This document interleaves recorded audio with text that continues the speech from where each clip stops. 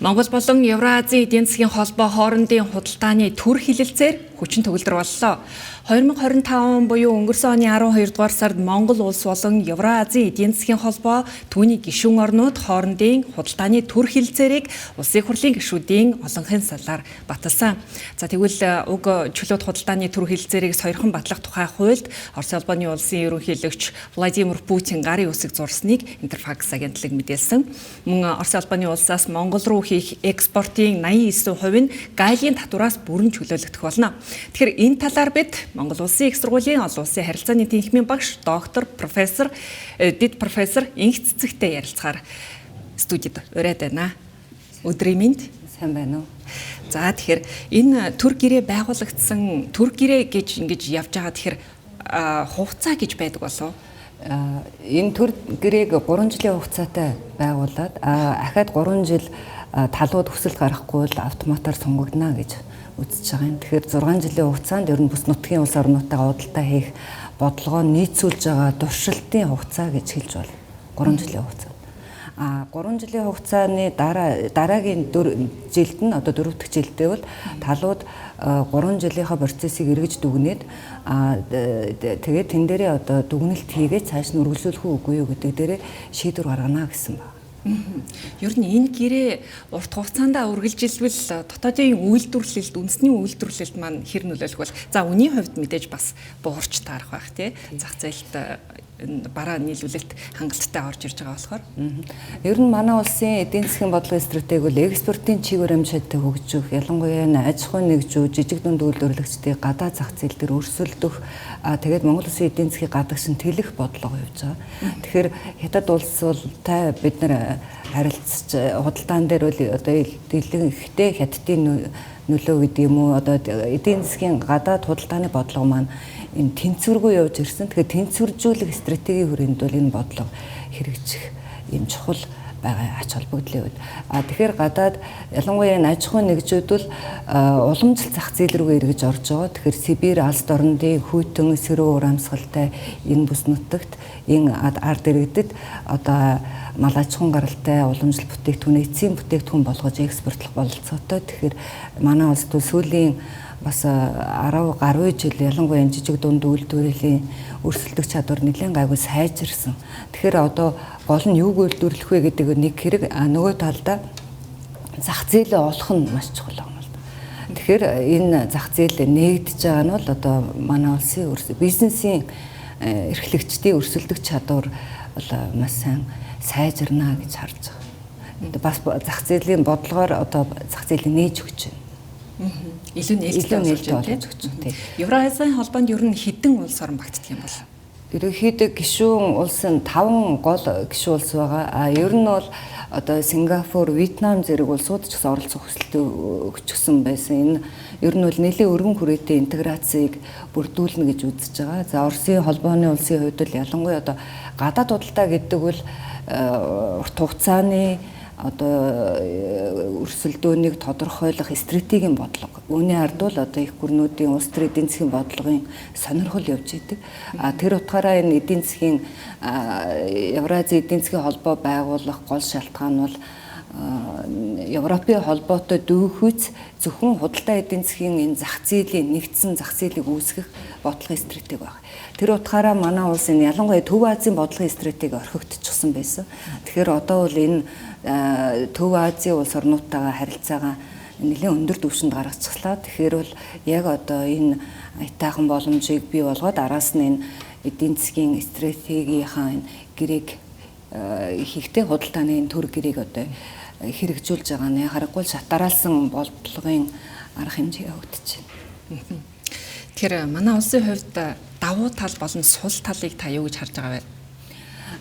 Давуу талын хувьд бол экспортын чиг баримжууд ялангуяа манай энэ үндсэн одоо үйлдвэрлэгчид маань ялангуяа энэ мал аж ахуйн гаралтай тийм мах, сүү одоо төрөлжсөн чиглэлээр бүтээгдэхүүн үйлдвэрлэдэг аж ахуйн нэгжүүд маань өрсөлдөх боломжтой том зах зээл нэгдэж байгаа. 180-аас 200 сая орчим хүн амтай зах зээл гэж байгаа. Тэгэхээр бол энэ нэг чухал зүйл нь. Хоёрдугаар манай одоо социализмын үеийн эдийн засгийн бодлогын уламжлал гэж байна. Тэгэхээр тэр үеийн ялангуяа одоо дархны нэхийч гэдэг юм уу те одоо тэр үеийн тэр эцсийн бүтээгдэхүүн үйлдвэрлэж гаргаж исэн тэр эрэлт хэрэгцээ чанарыг нь сайн мэддэг хэрэглэгчтэй байгаа зах зээл. Тэр утгаараа аль хэзээний тэр эрэлтэнд бий болчихсон зах зээлд өнөөгийн үйлдвэрлэгчд маань очиод одоо уламжлалт эдийн засгийн худалдааны харилцаагаа сэргийх ийм асрах боломжоор давуу талтай.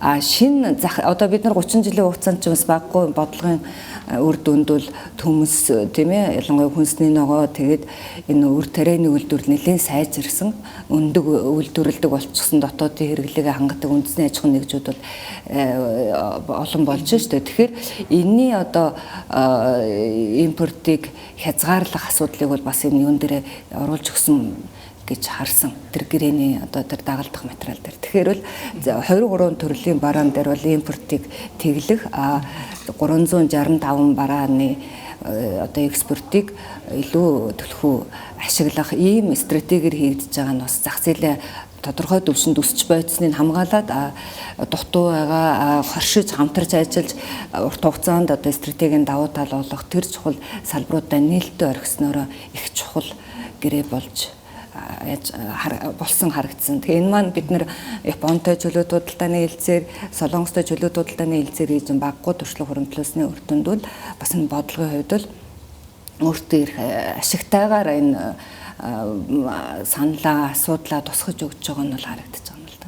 За тэгэхээр Монгол болоод одоо Евразийн энэ эдийн засгийн холбоо хоорондын худалдааны төр хилцээр маань нийтдээ одоо Монголын талаас 367 нэр төрлийн барааг одоо татваргүй экспортлох боломжтой болгож байгаа. Тэгэхээр энэ бол маш сайхан боломж ингээд сонсогдож байгаа. Гэхдээ одоо манай орны хувьд экспортын ашиглалтанд орох чадамж нь бас хэр байдаг юм бол? Тийм, дотооддоо зохион байгуулалтанд нэгдсэн зохион байгуулалтанд сайн урьж ялангуяа гадагшаа энэ стратеги төлөх бодлогын боломжийг зөв ашиглах нь бол цэвэр манай улсын дотоодын эдийн засгийн бодлогын чадварыг харуулна. Тэг ялангуяа эдийн засгийн хөгжлийн яам байгуулагдаж институцийн үед бас аль яам нь хинэн энэ бодлогоо барих уу тийм ээ аж ахуйн нэгжүүдтэйгээ одоо дайчилж тэднэрийнхээ нөөц боломжийг зөв ашиглаж гадаад зах зээлийн эрэлтийг хангах бодлогын стратегийг хэрэгжүүлэх чадвараа сайжруулахад одоо энэ үндэсний энэ чадамжаа дээшлүүлэх нь бас нэг том боломж гэж харах нь зөв баг.